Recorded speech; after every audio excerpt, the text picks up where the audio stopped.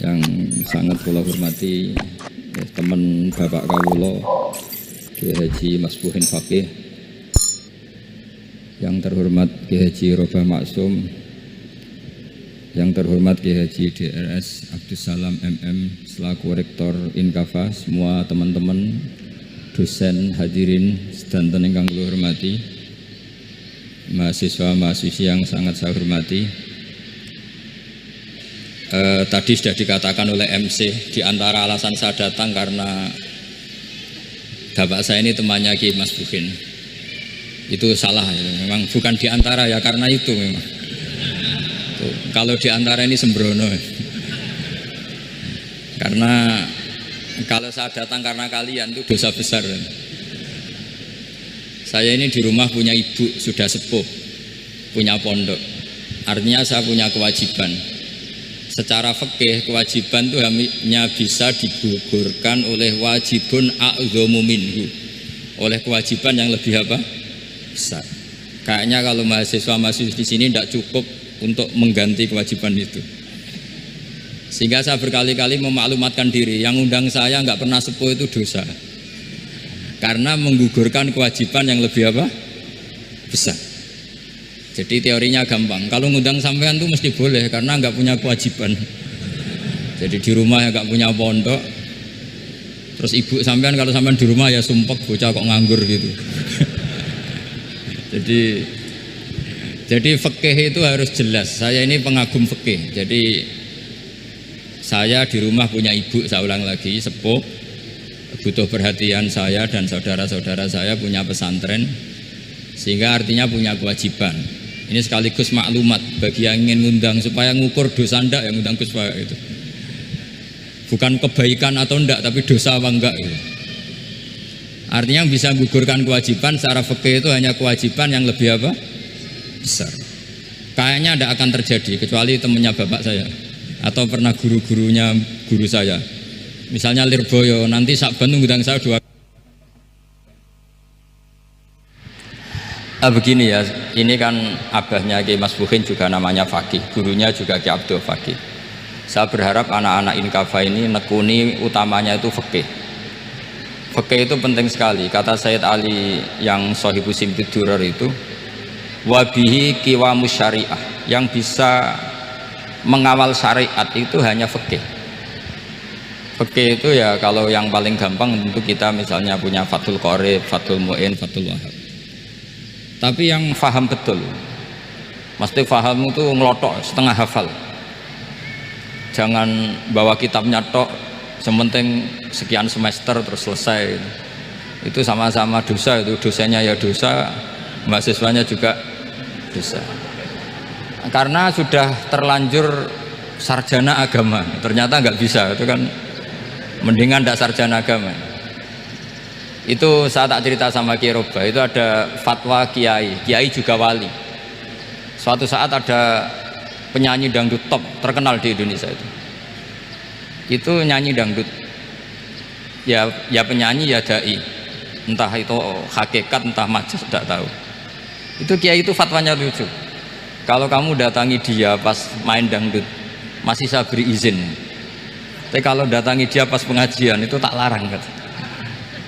Kan santrinya jadi eskal, ini pas pengajian dilarang, pas dangdutan kok malah dapat izin. Tapi bukan berarti halal ya, dapat izin. Dapat izin kan potensinya bisa karena dilarang lah ya tetap belerot. Terus suatu saat si santri ini setengah wali, tidak wali tapi setengah. Lama-lama itu memahami gurunya, ternyata sirinya begini. Kalau seorang penyanyi yang tidak pernah ngaji kemudian ngomong agama, itu potensinya itu fadallu wa adallu, sesat dan menyesatkan. Tapi kalau dia sedang nyanyi dangdut, penyanyinya cowok, sama jangan bayangkan dangdut putri, enggak, itu cowok sudah tua lagi. Jadi potensi halalnya ada lah maksudnya untuk, tapi tidak alat musiknya, orangnya. Tapi kalau dia nyanyi itu paling dosanya hanya nyanyi. Saya ulang lagi, murid tadi akhirnya paham kalau datangi pengajian itu artinya ikrar kalau dia seorang dai atau seorang yang layak ngomong apa? Agama. Itu lebih bahaya karena kita santri, apalagi kita doktor atau terus ngekrori orang yang nggak jelas asal usulnya. Tapi kalau nyanyi kan nyanyi saja, sehingga itu menjadi fikih. Bahaya terbesar dalam fikih adalah apa? Mengkaji fikih tidak dari ahlinya. Ya seorang lagi ya, mengkaji fikih tidak dari apa? Ahlinya. Nah kenapa demikian? Begini, saya beri contoh. Ilmu fikih itu tentu pertama dari Rasulullah SAW, kemudian bersanad sampai kita atau kita sampai Rasulullah. Itu ngalami sekian ijtihad yang tidak mudah. Saya beri sekian contoh. Dulu Imam Syafi'i itu sukanya sama guru yang miskin, ya, karena rata-rata santri juga miskin, jadi mesti ngidolakan guru yang miskin, karena sesama miskinnya harus berkoalisi. Tapi akhirnya gurunya Imam Syafi'i itu miskin sekali, namanya Muslim bin Khalid Az-Zanji itu miskin, Sufyan As-Sauri miskin, Sufyan bin Uyainah miskin. Setelah ngaji di Medina itu Imam Malik itu kaya, pas itu Imam Malik sudah kaya. Setiap ketemu Imam Syafi'i dikasih uang. Sampai ketika Imam Malik itu bilang, kamu sudah alim, ilmu saya sudah habis, kamu ngaji sama yang lain. Sama siapa? Kata Imam Malik, orang yang sealim saya sudah meninggal, namanya Abu Hanifah, tapi dia punya murid namanya Muhammad bin Hasan Asy-Syaibani, kamu ke sana. Terus Imam Malik datang ke Baki. Dulu Baki itu pasar rental, ya Grab lah kira-kira sekarang itu. Mengumumkan siapa kafilah yang mau ke Irak. Kita ya Imam Malik, dibayari sama Imam Malik, ini yang antar ke Irak, ke Muhammad bin Hasan Asy-Syaibani. Imam Malik mulai ngeper, guru saya yang miskin tidak pernah nyangoni, guru-guru saya yang kaya sering nyangoni. Mulai memasalahkan kiai miskin gitu, kira-kira seperti itu, mulai masalah gitu. Setelah datang ke Irak di Muhammad bin Hasan Asy-Syaibani itu si Muhammad bin Hasan Asy-Syaibani itu kalau ngitung uang itu di meja tamu. Jadi punya emas lantaan, punya uang, kira-kira kalau Indonesia punya rupiah, punya dolar, dihitung itu di ruang tamu. Kata Imam Syafi'i, saya dengan Imam Malik saja nggak serik, ini lebih kedonyan lagi kiai. Ngitung uang itu di ruang tamu. Terus akhirnya si Muhammad bin Hasan Asy-Syaibani ini ahlul usul, dia pakar usul. Kamu heran sama saya? Iya, kiai kok kedonyan? Dia ngomong gitu. Tapi kata Muhammad bin Hasan Asy-Syaibani, kalau kiai tidak boleh kaya, itu tak kayak wong fasik, ben gue demenan, gue mabuk. Oh jangan, nanti dipakai maksiat. Tenjenengan mawon kersane digetokan, berarti kiai oleh sugih, pun angsal-angsal. Semenjak itu jadi satu fikih bagi Imam Syafi'i. Ternyata kalau mengharamkan kiai sugih berarti membolehkan yang fasik sugih. Kalau yang fasik sugih bisa dipakai i'anah alal maksiat. Semenjak itu mindset pikiran Imam Syafi'i rubah. Saking rubahnya sampai beliau berpendapat orang bisa beli Alphard, kok beli carry itu haram. Bisa jadi bupati kayak Pak Roba, kok jadi RT haram. Pokoknya gitu. Bisa keren Kak Gus Bak, kok jadi orang pendengar haram. Pokoknya haram terus. Karena dalil beliau al-Islam ya'lu wala yu'la alaih. Coba sampean ridho misalnya jadi orang Gresik dipimpin orang yang nggak sholat, ridho ndak? Ndak. Atau sholat tapi nggak bisa ngaji, ridho ndak? Ketika yang bisa ngaji berpotensi jadi bupati, terus keterusan. Karena Imam Syafi'i keterusan, ya umatnya keterusan. Akhirnya orang-orang Syafi'i itu politikus rata-rata. Ya makanya sama jangan kaget sama Baruba. Kakak saya wakil bupati dulu. Putranya Mbah Mun ada yang wakil apa? Gubernur. Dulu Gus Wahid yang menteri agama.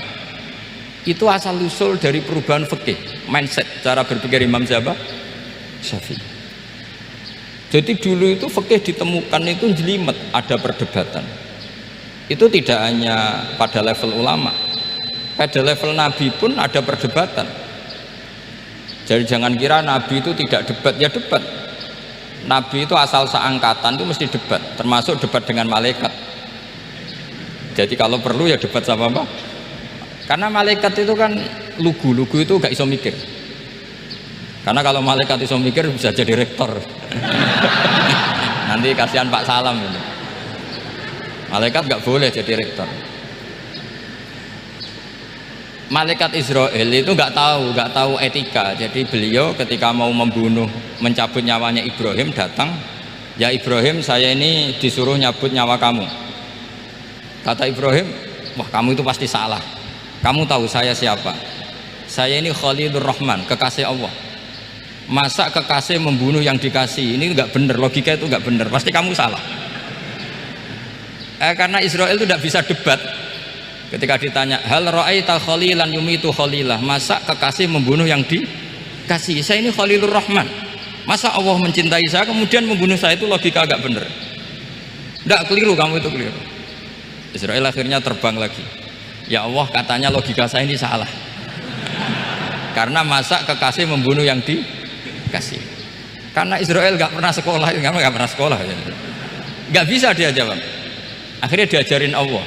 Dah kamu bilang gini ke Ibrahim, hal ra'aita khalilan yakrahu ayyalqa khalilah, masa kekasih tidak siap ketemu yang dikasih? Dibalik logikanya. Akhirnya datang lagi ke Israel, kata Allah begini, masa jenengan kekasihnya tidak siap ketemu yang kau kasih? Oh ya oke, mati gak apa-apa. Jadi ilmu itu ngalamin perdebatan. Jadi saya datang murni karena Kiai Masbuhin, bukan karena MC. Itu dosa besar kalau saya datang karena MC.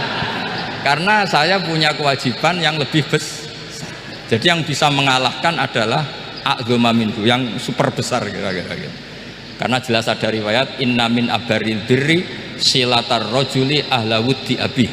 Ya, inna min abaril birri silatar rajul ahla wuddi abi. Di antara kebaikan yang sangat baik adalah seseorang menyambung teman bapaknya. Padahal sampean kan nggak mungkin teman bapak saya. Teman saya aja nggak mungkin, nggak level apalagi bapak saya kan. Jadi malah muhal itu. Jadi ilmu itu harus mengalami satu gesekan, karena logika itu bisa dibalik. Nah karena ilmu itu mengalami satu gesekan, satu logika yang bisa kayak iya kayak enggak, sehingga jargon di dunia ijtihad itu begini, ra'yuna shawabun yahtamilul khata' wa ra'yuka khata'un yahtamilus shawab. Pendapat saya benar tapi mungkin salah, tapi pendapat kamu taruhannya salah dulu tapi yang mungkin benar. Jadi mustahid, kalau kata mustahid itu lucu ngomongnya itu, ra'yuna shawabun yahtamilul khata', pendapat saya tarifnya benar dulu tapi yang mungkin salah. Kalau pendapat kamu salah tapi ya mungkin benar atau mungkin bisa salah, ya tidak tahu, pokoknya mungkin benar. Nah kenapa demikian? Begini, di luar masalah tauhid, seorang lagi di luar masalah tauhid itu tentu ada masalah-masalah yang sifatnya ijtihadiyah. Ya saya ulang lagi, yang sifatnya apa? Ijtihadiyah. Dan ijtihadiyah ini nggak pernah selesai karena muqtadul hal, konteks kesejarahan maupun konteks kesempatan itu tidak sama. Dulu kiai-kiai itu ngaramkan dasi, ngaramkan celana, karena yang celananan yang dasinan itu penjajah, jika mantas sabah biqaumin fahuwa minhu. Tapi lama-lama kiai-kiai itu ya pakai dasi, pakai celana, ya karena dianggap sudah tidak mantas sabah biqaumin fahuwa minhu. Ini ngalami pergeseran. Semua ijtihad itu ngalami pergeseran. Lalu pertanyaannya begini, lalu ijtihad apa Gus yang permanen? Yang permanen itu ya ijtihad dengan alatul ijtihad, dengan alat-alat apa? Ijtihad. Saya beri contoh misalnya begini, Nabi Musa itu yang ngalami ijtihad. Kata beliau karena kangen Allah, itu ingin melihat Allah karena kangen. Rabbi arini anzur ilai, qala lan tarani walakin anzur ilal jabal. Ya sudah, namanya orang kangen ya ingin melihat, ya sudah gitu aja. Sehingga ahli ilmu kalam itu berdebat. Kalau kata ahli sunnah, karena Nabi Musa minta ingin melihat Allah, berarti melihat Allah itu jaiz, mungkin. Karena Nabi gak boleh bodoh meminta sesuatu yang hal. Maka antipatinya ahli sunnah terhadap pendapat Mu'tazilah itu antipati. Karena menurut pendapat Mu'tazilah Allah itu qadim, Allah itu laisa kamislihi syai'un, sehingga gak bisa dilihat. Pertanyaannya adalah berarti Nabi Musa meminta sesuatu yang hal, itu bodoh sekali sampai gak tahu mana hal mana apa jais. Makanya kata Imam Ghazali, masa Nabi Musa yang nabi nggak tahu kalau melihat Allah itu mohak, sampai minta berarti nganggap itu jais atau boleh. Itu cara pandang orang-orang ahli sunnah apa wal jamaah. Tapi tetap saja sebagian ulama itu ya balelo, yang kayak Mu'tazilah itu ya balelo, cara berpikir pokoknya itu karena kangen, bukan karena mungkin atau tidak mungkin. Jadi nggak mungkinnya tetap tidak mungkin. Terus mereka dalil la tudrikul absar wa huwa yudrikul absar. Nah, sudut pandang ini akan terus. Ada seorang wali ditanya, kalau kamu di surga ingin melihat Allah apa enggak? Jawabnya enggak. Kenapa aja? Kasihan Allah. Terus kenapa aja? Unazzihu dzalikal jamala an nadzuri misli. Saya tidak ridho Allah yang hebat, yang keren, kemudian sing delok di rumah aku wong gresik. Koyok gak ngergani pangeran. Sebenarnya sing delok Allah ben golongane Nabi Muhammad, Nabi Ibrahim, kowe ora usah ngilangi keren maksudnya itu. Jadi ada ulama itu jadi wali kalau sholat itu karena di soft belakang, tapi jangan ditiru. Itu kan nggak lazim ya, lazimnya kan afdhalus sufuf as-saful awal. Ketika ditanya kenapa kamu kalau sholat di belakang, cek GR koyok wani suwan pangeran gue ngarep, aku sungkan dadi gue gurih lagi. Kalau sampean kan karena males, bukan karena sungkan. Jadi itu artinya rasa ya. Makanya nggak bisa, nggak ada ijtihad itu tidak mungkin karena perasaannya orang itu beda-beda. Itu Sayyid Abdul Al-Haddad itu kalau ngendikan masyhur, man da'a li dzalimin bil baqa faqad ahabba yu'sawwa fi ardi. Orang yang mendoakan orang fasik masih hidup, gak mati-mati, itu berarti suka kalau Allah dimaksiati di buminya. Wong fasik kelakuannya rak maksiat, nah mbok dongakno mari. Itu berarti kamu ingin Allah didurakani terus menerus karena si fasik masih hidup. Tapi kalau Abdul Hasan As-Sadili cara ngendikan gini, kalimatnya persis. Man ahabba alla yu'sawwahu fi ardi faqad ahabba alla tadhharu maghfiratuh. Orang yang ingin dunia ini steril, gak ada maksiat, maka sama saja berkeinginan tidak melihat luasnya maghfirahnya Allah. Sama-sama wali besar, tapi cara pandang hubungannya dengan Allah seperti itu. Jadi mau tidak mau, istihad itu mau tidak mau. Makanya tidak usah dipertentangkan misalnya cara berpakaian, cara apa, yang penting sesuai aturan Islam ya sudah. Karena ini urusan rasa. Urusan apa? Rasa. Itu Syekh Hasan Basri itu sering jagongan sama Robiah Hadawiyah. Itu secara fikih salah. Tapi pas itu ulama fikih ditanya, kenapa Anda tidak komentar terhadap dua wali besar yang sering ketemu? Andai kan semua santri seperti itu akan saya halalkan, kata. Karena nggak mungkin punya nafsu. Sehingga fikih dulu memang masih asli. Kamu lihat di takrib misalnya, lelaki melihat perempuan itu nggak boleh kecuali sekian alasan. Termasuk boleh itu li taklim karena mengajar, atau lil muamalah. Lah ini yang mulai masalah. Ada warung kopi, penjaganya cantik, santri-santri ngopi, ini lil muamalah kan kasus ya. Mau disalahkan pada takbirnya, mau dibenarkan ini jelas fasik kan, jelas fasik. Maksudnya sudah fasik sebelum itu ditambah itu, jadi fasiknya permanen. Nah pertanyaannya adalah, kalau kamu ngajar mbak-mbak kemudian hafal yang cantik yang enggak, itu taklim lin nazar apa nazar li taklim? Itu taklim apa modus? Makanya kalau ngopi cari bakul yang cantik, itu muamalah untuk nazar apa nazar untuk muamalah? Loh, kalau saya ngopi dengan kiroba pasti halal. Karena begini, berjalan saja bareng capek, nggak tahu itu warungnya siapa, terus berhenti ngopi, kebetulan bakule cantik. Nah itu mungkin halal karena kan saya tidak milih-milih, ingin ngopi kebetulan bakule cantik. Kalau kamu kan nggak apal daftarnya, wah itu mesti haram itu mesti haram itu. Karena berarti kan kamu menjadikan ngopi ini modus. Gue jagani nak takok pangeran, lo kok nazar muamalah Gusti muamalah. Itu mesti modus. Maka fikih itu harus dikawal oleh tasawuf. Kalau ndak, semua hukum fikih bisa diakalin. Makanya Imam Bukhari punya satu bab namanya Kitabul Khiyal, bab mengkhilaf fikih. Beliau itu antinya sama Abu Hanifah itu luar biasa. Nggak ada ulama dibenci Imam Bukhari kayak Abu Hanifah. Masyhur itu. Untungnya beliau nggak menangi Abu Hanifah. Kalau menangi geger terus ya. Bisa bahsul masail terus ya. Itu Abu Hanifah itu ulama yang suka khilah. Khilah itu ngerekayasa hukum. Misalnya begini, saya ini puasa agak lemes, ujian agak lemes, apalagi kiai serapati di duit, santri beling-beling lemes ini.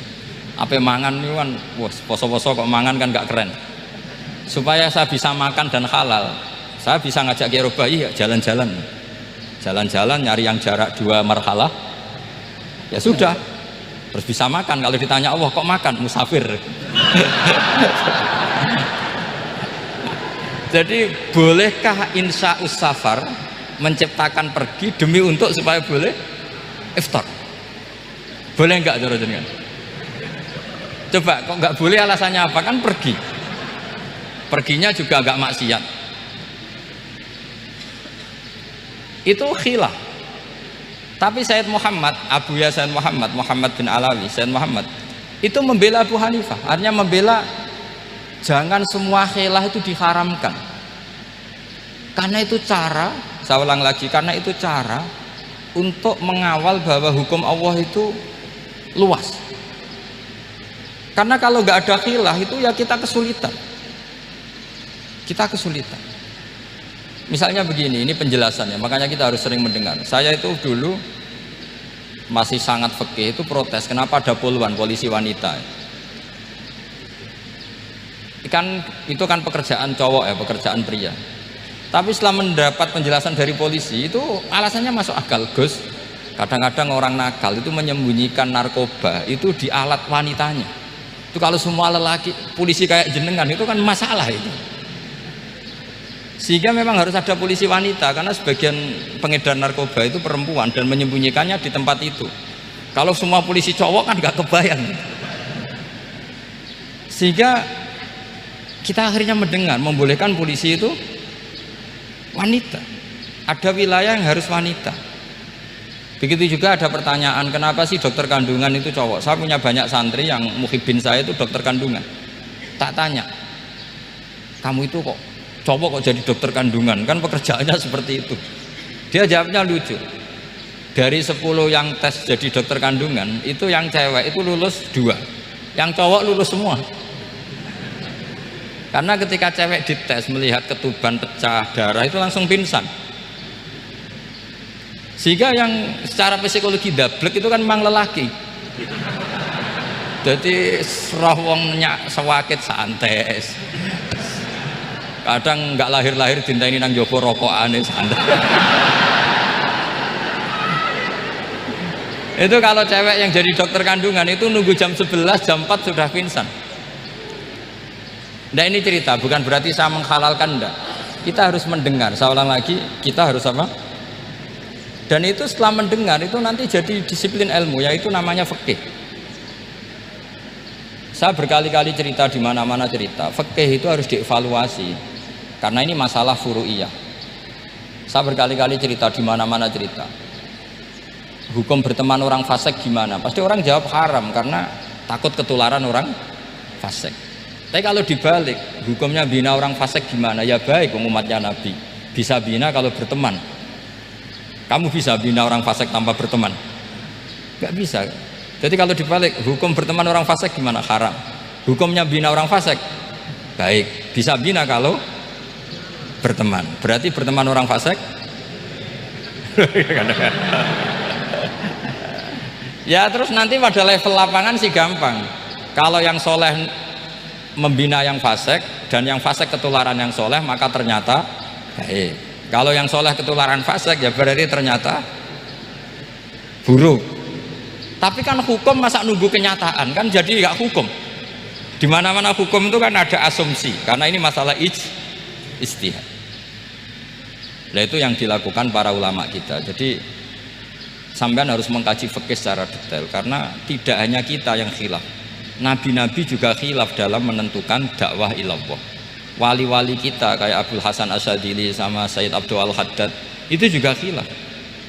Imam Ghazali ya khilaf. Imam Suyuti itu kalau ketemu Al-Qastolani itu saling tidak nanya, saking nggak cocoknya, masyhur itu. Jadi ulama ya ora cocok. Bedanya nak saiki perkara partai. Kalau orang dulu enggak, karena pakai asumsi, karena memang susah. Ndak misalnya saya tak bedai, tak beri yang ndak misalnya ada orang rukuk kemudian ngentut, itu sholatnya batal apa enggak? Enggak, jawab saja. Enggak, orang sholat kemudian pas rukuk kentut atau kelihatan auratnya, sholatnya batal apa enggak? Batal. Lah itu kelirune sampean, itu salah dosennya mesti itu. Pertanyaannya gini, yang dikatakan sholat itu kan aqwalun wa af'alun muftatahatun bitakbir muftatamatun bitaslim. Lalu ketika sampai rukuk apa sudah namanya sholat? Jika kamu katakan batal, namanya sholat aja belum kok sudah kamu katakan batal itu.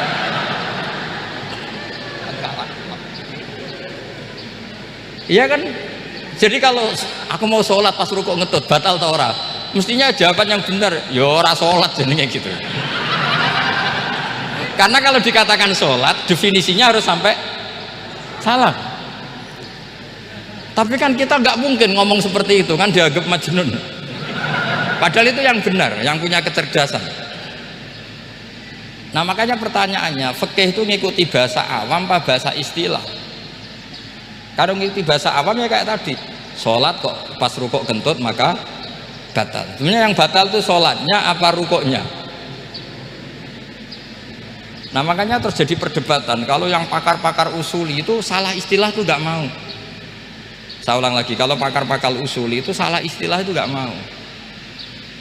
Terus misalnya tak beri contoh lagi, kalau imam itu sudah salam pertama itu yang rukun kan salam pertama, berarti setelah salam pertama imam sudah keluar dari sholat apa belum? Sudah kan? Yakin? Ya sudah. Sekarang sama tak bedai. Lalu makmum itu kesunatan langsung berdiri apa nunggu imam salam kedua? Enggak, jawab saja. Nunggu salam kedua kan? Dan itu kriminalnya sampai dalam sufi itu. Kriminalnya begini, berarti Anda membolehkan makmum bergantung sama orang yang sudah tidak sholat. Kata kamu setelah salam pertama dia sudah tidak sholat, berarti kamu menginstruksikan makmum berhubungan dengan orang yang sudah tidak sholat, karena sudah keluar dari sholat ketika salam pertama. Kalau kamu didebat gitu gimana jawabnya? Pusing kan? Berarti robtul makmum bisolatiman sing wis laisa fi sholatin, berarti menggantungkan sholat sama orang yang sebetulnya sudah tidak sholat. Ada yang jawab, sebagian ulama fikih tetap disunatkan menunggu salam kedua, karena salam kedua itu masih paket meskipun tidak rukun, dia paketnya selesai. Tapi selalu pertanyaannya gini, lalu setelah salam pertama itu imam masih sholat gak? Udah sampai pernah dijawab tuh. Nah ini pentingnya bodoh, gak mikir. Jadi makanya bodoh itu barokah karena gak mikir. Jadi soalnya Rabbana ma khalaqta hadza apa batila. Sing bodoh ya barokah, sing pinter ya barokah. Sing ra barokah itu maksiat. Wis ora ono barokah blas. Maka kan fikih itu seperti itu. Jadi ada disiplin, di situ ada disiplin ilmu. Yang kadang kita tidak cocok. Makanya Imam Syafi'i sendiri ngendikan, kadang beliau dengan gurunya, dengan Imam Malik sampai ngarang ikhtilafu Malik. Beliau punya data yang beliau itu sedang nggak sama dengan gurunya, yaitu Imam siapa? Malik. Karena mindsetnya itu beda. Tidak sampai misalnya saya tanya, sholat itu harus menghadap kemana? Tidak, jawab saja. Kiblat kan? Ukurannya apa coba? Namanya madhep. Wajah apa dada? Imam Syafi'i milihnya dada. Sekarang praktekkan dalam dialog keseharian. Saya jagungan sama Kiai Roba seperti ini, terus wajah saya begini, madhep gak? Nah itu masalah. Terus pertanyaannya, madhep dengan dada itu fis sholat apa fil qiyam?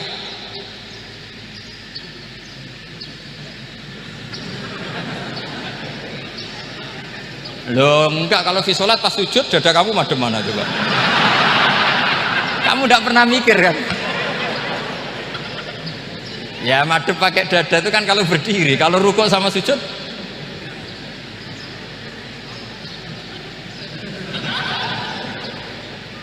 Loh itu ulama itu jelimet gitu. Makanya jarang yang menekuni profesi ulama itu. Menekuni proposal banyak karena memang susah. Jadi ulama itu orang yang cara berpikir sudah aneh. Sehingga mereka detail. Maksudnya menghadap itu apa ukurannya? Ukurannya kalau berdiri ya dada, tapi nggak bisa kamu katakan at-tawajjuh bisodri, aturan dalam sholat, fikuli sholat. Pertanyaannya lah kalau rukuk sama sujud, dadanya menghadap kemana coba? Maka itu ilmu yang sudah jelimet. Nah ulama usul fikih, ulama yang nggak mau salah per detail hukum. Sehingga menurut Imam Rafi'i, misalnya kalau beliau ditanya sujud itu gimana ya, asal watul jabhah ya sujud. Tapi kalau menurut Imam Nawawi harus melibatkan 7 apa? Anggota, yaitu al-jabhah, wal yaden, wal rukbaten, wal qadamen. Oke, Imam Nawawi kita ikuti. Tentu keseharian kita pakai Imam Nawawi, yaitu berdasar hadis umirtu an asjuda ala sab'ati a'dzumin al-jabhah, wal yaden, wal rukbaten, wal qadamen. Berarti berapa? 7. Tapi pernah saya cek di kitab karangannya Imam Syafi'i, ketika beliau ngendikan saya suka kalau orang sujud itu melibatkan 7 anggota berdasar hadis ini. Tapi kata beliau wayah tamilu, dan bisa saja sujud yang watul jabhah itu sudah cukup. Terus kata Imam Syafi'i, limadha, karena Nabi ketika sujud itu hanya ngendikan begini, sajadalaka wajhi wa sam'i wa basori. Gak ada di hadis wayadi warubati wakodami. Ya sudah, akhirnya itu sudut pandang.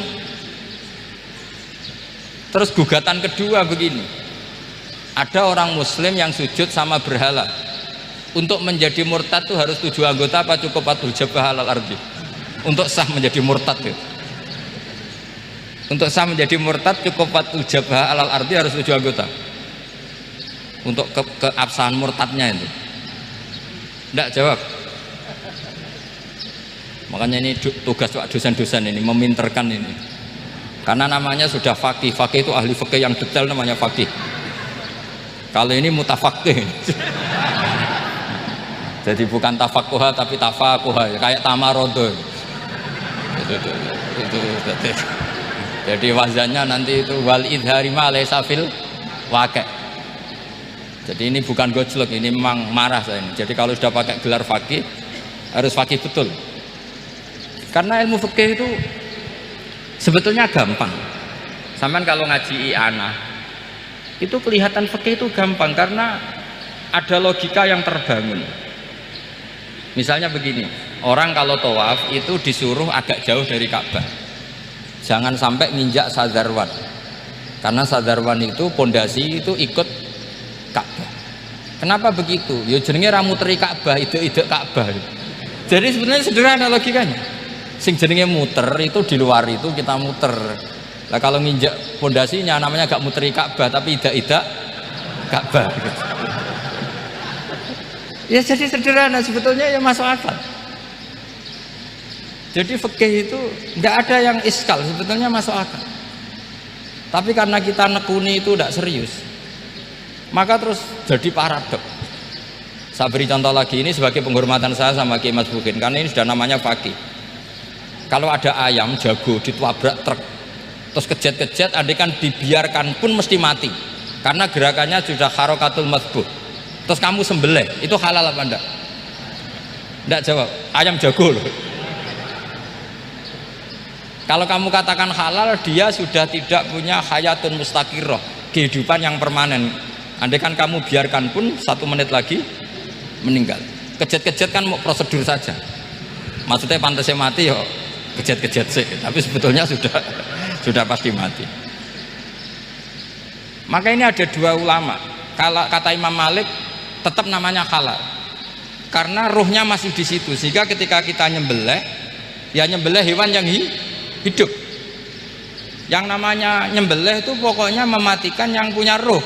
Sementara saat itu rohnya masih di situ, meskipun 1 menit lagi pasti mati. Tapi kalau mazhab Syafi'i enggak, ini sudah harokatul madbuh, tidak punya hayatun mustaqir. Sehingga dalam perdebatan ulama fikih itu lucu, kadang ya gampang gampang-gampang mangkel no. Misalnya begini, kalau ada anak lahir tidak ada amaratul hayat, nggak nangis, nggak bernafas, sunat disolati apa enggak? Siktun itu, siktun sing layas tahilu walayas, langsung lahir langsung mati, nggak ada amaratul hayat. Rata mikir tuh, itu tidak wajib disolati. Alasannya, ya kan memang sholat alal mayit kan tidak pernah hidup. Di mana-mana mayit itu setelah hidup mati. Ini kan tidak pernah hidup. Namanya ya qit'atul lahmin, ya potongan daging itu aja enggak. Jadi kadang fikih diwaca tenan jebule mangkel no. Terus ketika di kitab Minhajut Thalibin itu, kalau kamu keluar mani itu wajib mandi enggak? Wajib kan? Kalau keluar mani inzal itu kan wajib mandi. Nah, kenapa nifas atau wiladah keluar bayi? Kenapa ibu-ibu kalau keluar bayi wajib mandi? Alasannya lucu. Li annal walad maniyun pun akidun, ini kan wis mani cuma mengkristal. Jadi kadang pakai mangkel loh. Apa ya kok sembrono gitu masuk wajib mandi wiladah itu karena apa? Li annal walad maniyun mun akidun, niku mani sing wis mengkristal, mani sing wis jelalatan lah, lahir nuangis macam-macam. Jadi ternyata karena kenapa fikih butuh alasan? Nyari hadis tentang keluar anak mandi itu nggak ada yang sorry, yang ada adalah tentang inzal, innamal ma' minal. Akhirnya dicari-cari ternyata walad itu maniyun munakid. Lah ini problem fikih.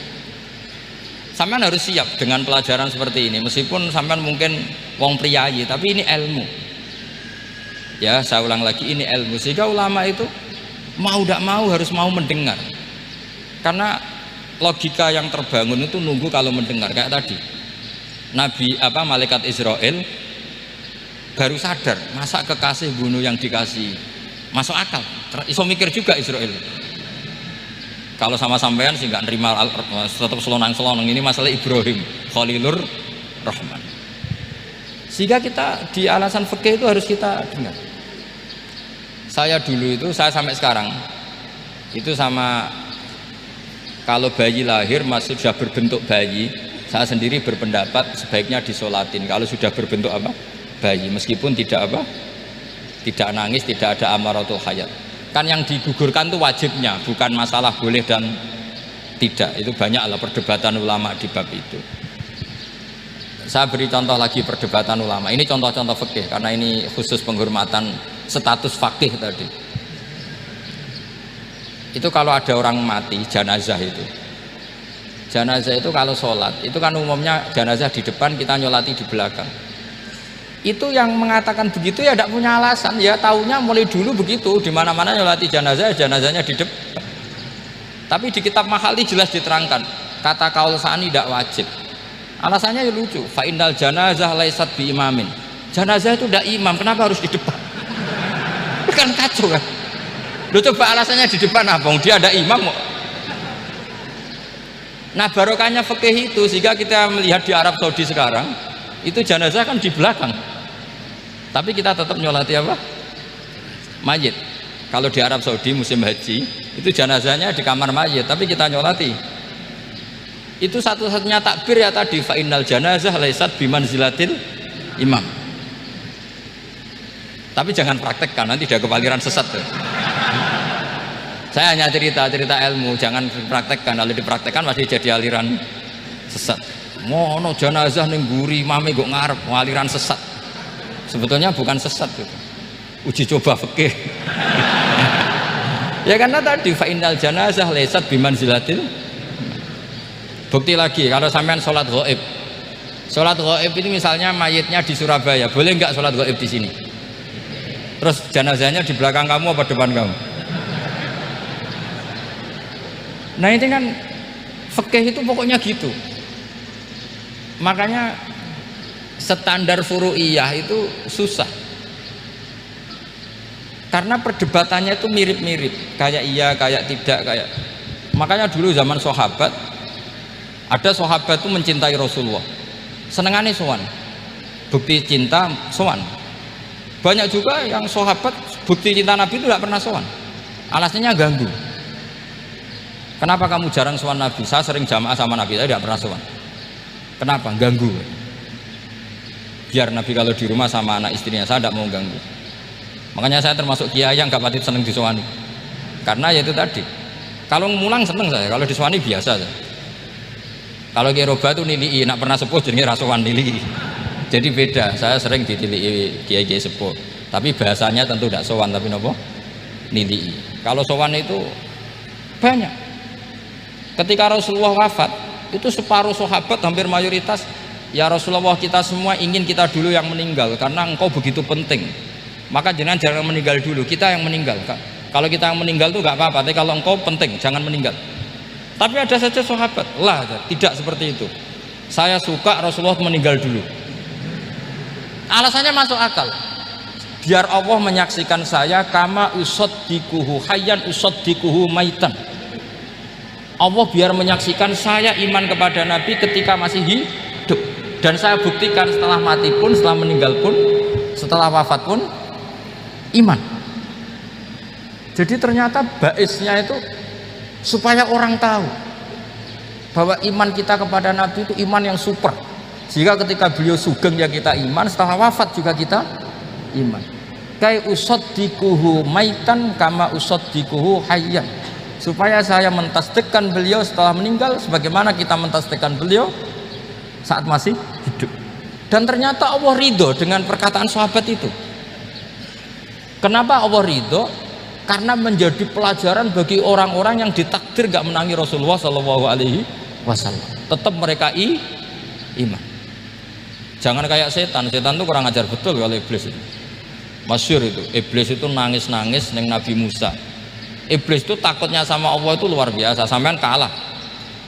Iblis itu setiap ketemu malaikat, karena dia ngerti alam gaib, mesti apa itu kamasali syaitani idz qala lil insani kfur falamma kafara qala inni bari'um minka inni akhafu wa rabbal alamin. Jadi setan iblis itu paling sering bilang inni akhafu wa rabbal alamin, karena iblis itu tahu surga, tahu neraka, tahu kekuasaannya Allah. Jadi takutnya sama Allah luar biasa.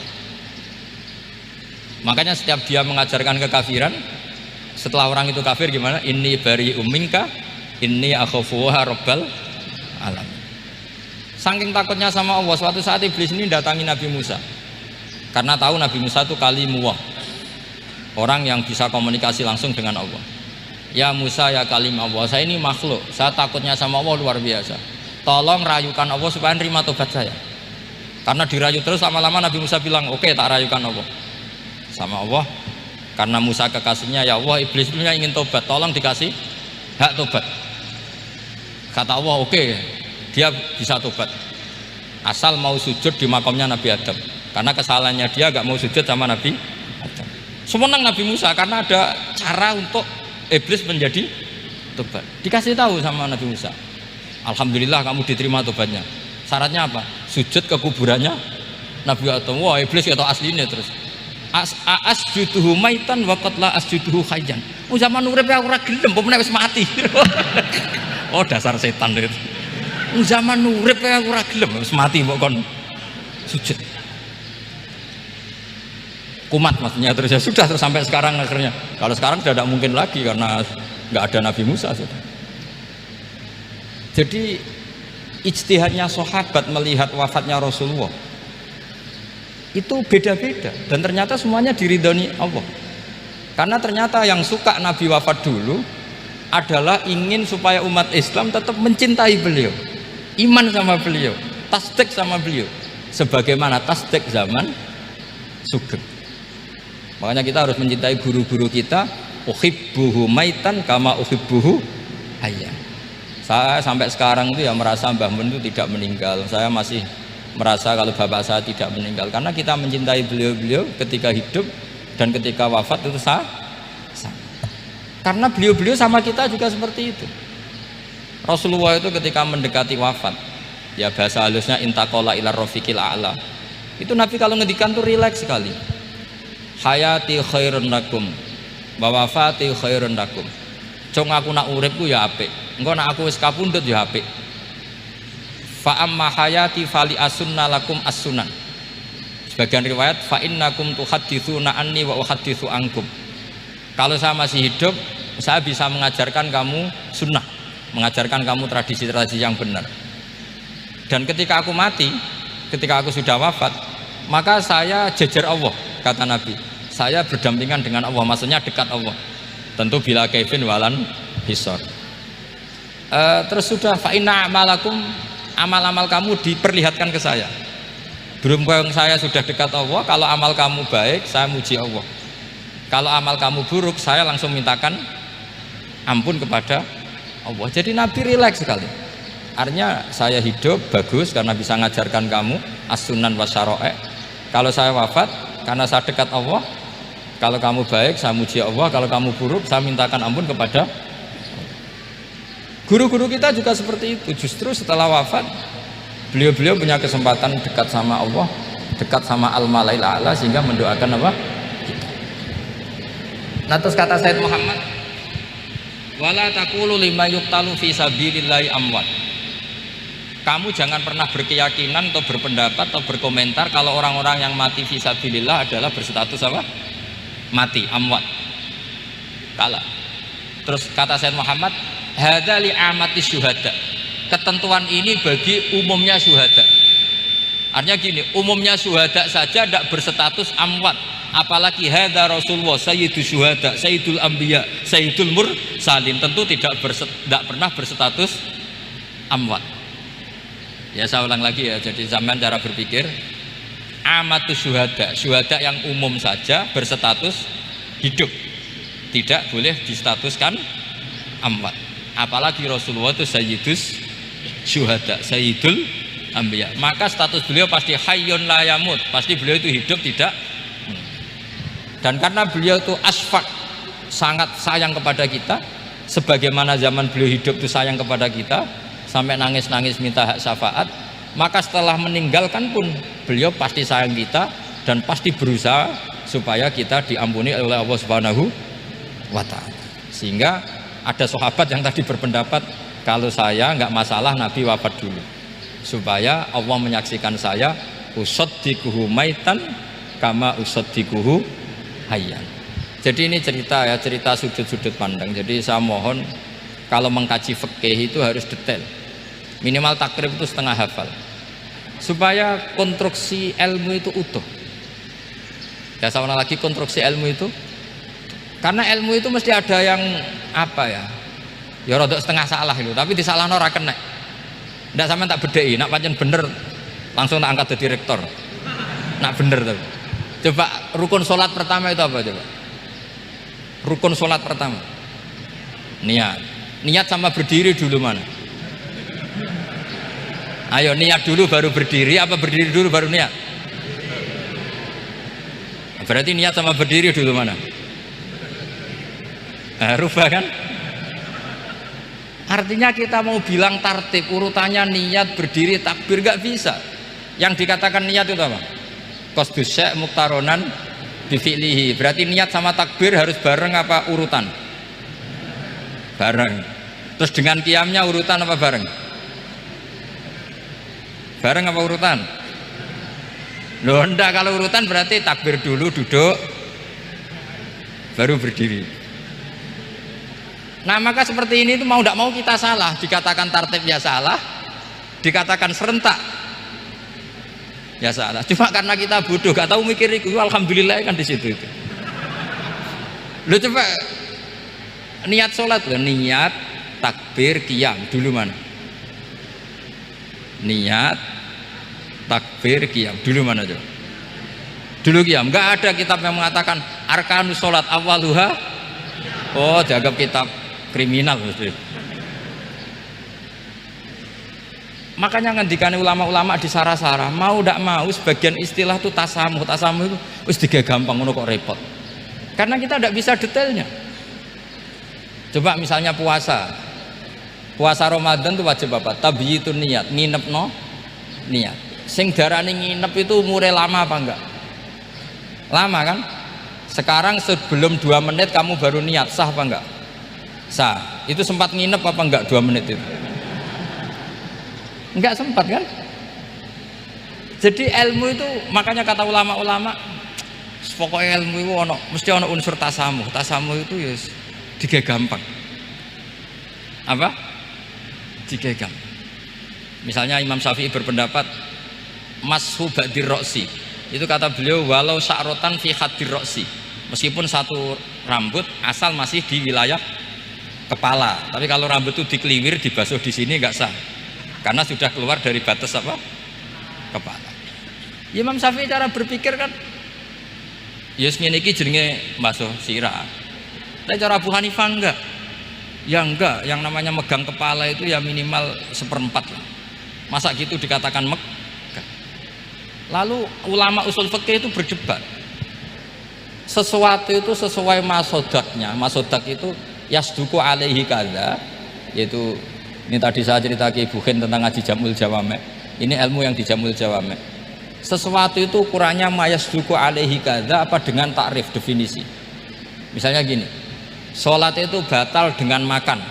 Kalau kamu sholat makan batal nggak? Nggak, jawab saja. Batal. Itu satu upo apa satu piring? Nggak, jawab saja. Satu upo sudah batal. Sekarang bab makan di ngurmat tamu. Cung tamuku keimangan. Iku sak upo apa sak piring? Lah ini kan tidak fair, di bab tamu makan satu piring tapi di bab sholat satu upo. Maka pertanyaannya, lalu penamaan sesuatu itu berdasar masodak mayasduku alaihi ismu kadza atau berdasar uruf?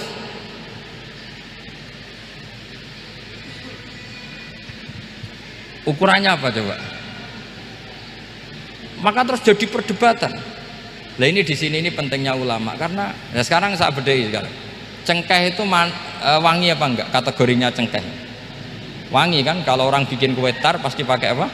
Cengkeh. Pakai wedang ronde supaya manis, apa wangi dikasih apa? Cengkeh. Nah itu saya berkali-kali cerita, pernah mau dipikirkan orang Islam itu nggak boleh rokok karena dianggap pakai apa? Mewangi karena ada apa? Cengkeh.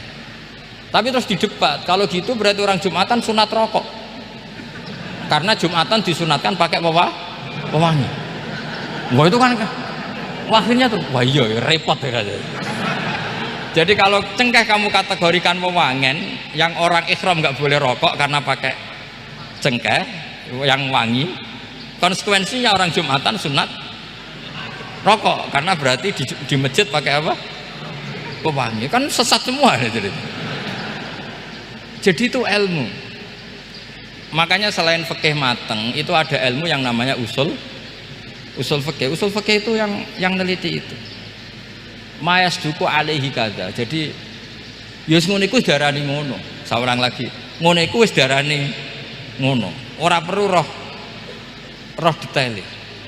Ya, saya ulang lagi. Wis ora perlu roh detail. Makanya Abu Hanifah itu misalnya basuh wajah. Wis angger keceluk ngene iki basuh wajah. Nek Imam Syafi'i kan detail. Mimbaini mana bitis sya'ri sampai ila somahe udunehi ila dzakon. Terus mana bitis sya'ri Imam Syafi'i nambah apa? Ghaliban. Kenapa ditambah ghaliban? Karena kalau orang budak mana bitis sya'rinya di sini. Jadi itu fikih. Jadi fikih itu jelimet. Padahal kita ini nggak pernah berpikir secerdas Imam Syafi'i, tapi akhirnya ya mikir juga. Nah, gak ditambah ghaliban, mana bitis sya'rinya orang budak kan? Sini. Terus sekarang perdebatannya, orang budak basuh maskur roksi di sini sah enggak? Karena tadi itu wajah apa kepala gitu. Kan jadi bingung gitu. Ya makanya ini mukadimah saya supaya sampean lebih disiplin belajar apa? Fikih, dan setidaknya didiskusikan lah kitab-kitab Minhajut Thalibin atau kitab-kitab Mahali. Karena di situ nanti ada perdebatan, dan perdebatannya itu indah sekali kayak tadi. Ada yang mengatakan jenazah harus di depan, tentu dalam kondisi normal kita ingin jenazah itu di depan, tapi ada kondisi itu tidak normal kayak di Masjid Haram. Lalu solusinya gimana? Ya kita ngikuti kaul sani, fa innal janazah laisat bimanzilatil imam. Jadi kalau di sini normal ya sudah kita sholat ya normal aja lah. Masa jenazahnya di belakang kamu sholat, nanti jenazahnya iri, sekali-kali di depan aja kok gak boleh gitu. Malah jadi repot tadi. Jadi karena apa ya? Kalau kita mengkaji tidak panjang itu bahaya. Karena ilmu tadi, ilmu itu ada logikanya. Imam Ghazali dalam bab warid sama maurid itu gak setuju sama Imam Syafi'i, dia Maliki. Ya kalau dalam mazhab Syafi'i yang populer kan kalau ada najis airnya sedikit kan dikucurkan supaya al-ma'u itu warid. Kalau warid punya kekuatan menghilangkan. Tapi gak boleh najis diletakkan di bejana yang ada airnya namanya maurud. Tapi Imam Ghazali dalam hal itu ngikuti Imam Malik, nggak ada bedanya warid sama maurud. Karena logika Imam Ghazali gini, misalnya ini ada najis ya mik ini ada najis di sini, atau sarong lah, contoh paling gampang kan sarong, ini sarong najisnya di sini, kamu kucuri. Ketika kamu kucur, air yang lewat ini kan tidak ada dua kola. Kemudian ketika terkena najis, mutanajis kan? Kalau dia sudah mutanajis, dia punya kekuatan menghilangkan najis apa enggak? Enggak kan, karena dia sendiri berstatus mutanajis. Artinya begini, meskipun ini disorno, itu bukan berarti najis gak campur. Nah terus sampean misalnya bantah, tapi kucurannya wakil, terus nanti semua tersisa hilang. Ya kalau gitu nggak ada masalah kan, pertanyaannya kan karena banyu itu satu ciduk. Sehingga Imam Syafi'i mengatakan, cara berpikir Imam Ghazali, air itu oleh Allah dikatakan mutahhirun, mensucikan. Ya sudah, kalau ada air berarti mensucikan, baik caranya warid maupun maurud. Bukan karena air itu menghilangkan najis, karena tadi logikanya yang sudah kena najis, air ini sudah berstatus mutanajis, berarti pas mulai lewat ke bawah dia statusnya apa? Mutanajis. Ke bawah lagi berstatus mutanajis. Misalnya sampean bantah, tapi mutanajis ini kan dihilangkan oleh air di atasnya. Iya, kalau ada jaminan air berikutnya bisa menuntaskan. Nah najisnya bandel, gandok kan terus panjang perdebatannya. Makanya kata Imam Ghazali, sudah dalam hal itu saya ikut Imam Malik. Ikut Imam Malik, anggar ana najis kok is disori banyu ne ora mutaghayir, yer yes ngono iku jenenge nyucekno. Mergo banyu oleh Allah distatuskan mutahhir, mensucikan. Dadi ora usah bayangno sing jlimet-jlimet. Lah itu namanya masodak. Wis keceluk basuh ambek banyu. Berarti wis keceluk mensucikan. Itu juga satu kefiah dalam usul fikih. Ya sudah seperti itu. Ya kayak sampean kangen anak lah. Kangen anak itu ketemu wis cukup ta ora? Cara sampean wis cukup. Tapi cara anake sampean ketemu tok ra nyangoni. Nah. Lalu ukurannya itu ukuran anak apa ukuran orang tua? Enggak ukuran anak apa ukuran orang tua? Definisi ketemu lalu. Ukuran orang tua apa ukuran anak? Sama khilafnya ulama. Ini terakhir, contoh terakhir dari saya. Fasyamu salasati ayyamin fil haji wa sab'atin idza raja'tum. Ada pelanggaran haji yang bayarnya itu puasa 3 hari di musim haji dan 7 hari ketika pulang. Imam Syafi'i berpendapat 7 hari yang idza raja'tum ketika pulang itu orang itu setelah di rumah. Di mana-mana pulang itu setelah di rumah. Tapi menurut Abu Hanifah enggak. Asal sudah balik kanan dari Mekah, dia di perjalanan puasa sudah sah.